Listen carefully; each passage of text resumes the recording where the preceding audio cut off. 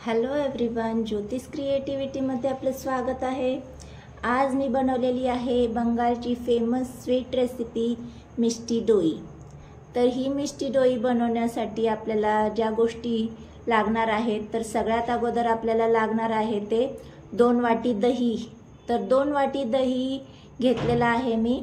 ते आपल्याला एका कपड्यामध्ये बांधून घ्यायचं आहे, ज्या पद्धतीने आपण श्रीखंडासाठी बांधून घेतो त्या पद्धतीने। तर इथे कपड्यामध्ये मी दही बांधून घेतले, त्याला अर्धा तास मी ठेवून देणार आहे।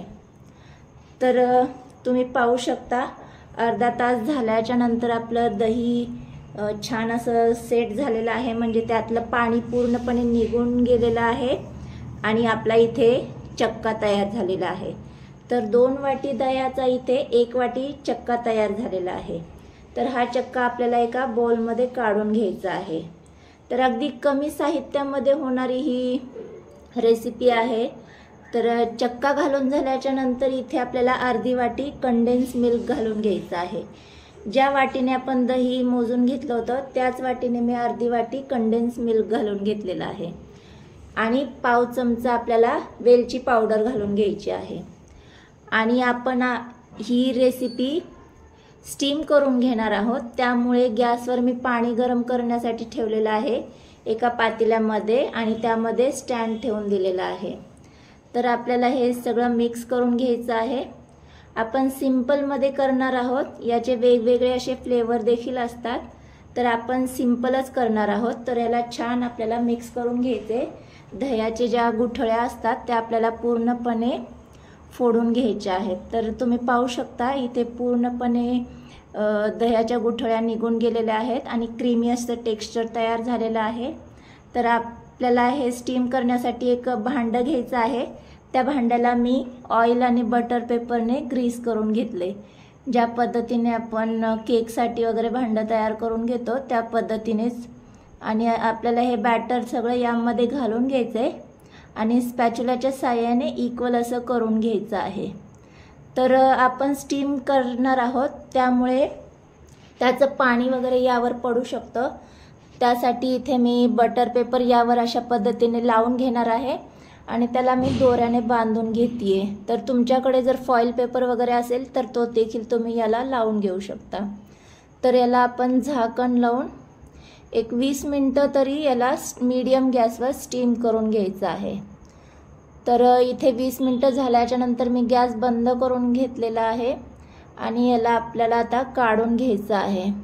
तर थोडंफार गरमच आहे हे, तर तुम्हाला मी काढून दाखवते बटर पेपरवरचा। तर हळू काढून घ्यायचे, नाहीतर वरती जे पाणी साठलेलं आहे स्टीमचं ते यावर पडू शकतं त्यामुळे। तर अजून थोडंसं हे गरम आहे, आपल्याला हे नॉर्मल झाल्याच्या नंतर फ्रीजमध्ये याला सेट होण्यासाठी ठेवून द्यायचं आहे 3 तासासाठी। तर 3 तास झाल्याच्या नंतर पाहू शकता छान असं हे सेट झालेलं आहे। तर आपल्याला ह्याला डिमोल्ड करून घ्यायचे, त्यासाठी याच्या मी सुरीच्या साहाय्याने कडा सोडून घेणार आहे। तर ज्या पद्धतीने आपण केकच्या कडा सोडून घेतो त्या पद्धतीनेच, आणि याला एका प्लेटमध्ये डिमोल्ड करून घेऊयात। तर थोडंसं टॅप करून घ्यायचे। तर मस्त इथे तयार झालेला आहे, तुम्ही पाहू शकता। आता त्याचा मी बटर पेपर काढून घेणार आहे। तर तुम्ही हे असंच देखील खाऊ शकता किंवा हव्या त्या आकारामध्ये याला कट करून घेऊ शकता। इथे मी याला ट्रायंगल शेपमध्ये कट करून घेणार आहे, तर दिसायलाही छान दिसतं। तर मस्त याला मी ट्रायंगलमध्ये कट करून घेतल्याच्या नंतर आणखी थोडंसं अट्रॅक्टिव्ह दिसण्यासाठी यावर मी पिस्त्याचे काप घालून याला डेकोरेट करून घेणार आहे। हे ऑप्शनल आहे, तुम्हाला जे आवडत असेल त्याने तुम्ही याला डेकोरेट करून घेऊ शकता। या एकाच रेसिपीमध्ये तुम्हाला वेगवेगळे असे टेस्ट मिळून जाईल, जसे की कलाकंद, खरवस वगैरे। तर इथे पिस्त्याने आपले डेकोरेट करून झालेलं आहे। तर मस्त इथे दिसायलाही छान दिसतं आहे। अगदी कमी साहित्यामध्ये आणि अगदी कमी वेळेमध्ये झटपट होणारी अशी रेसिपी आहे।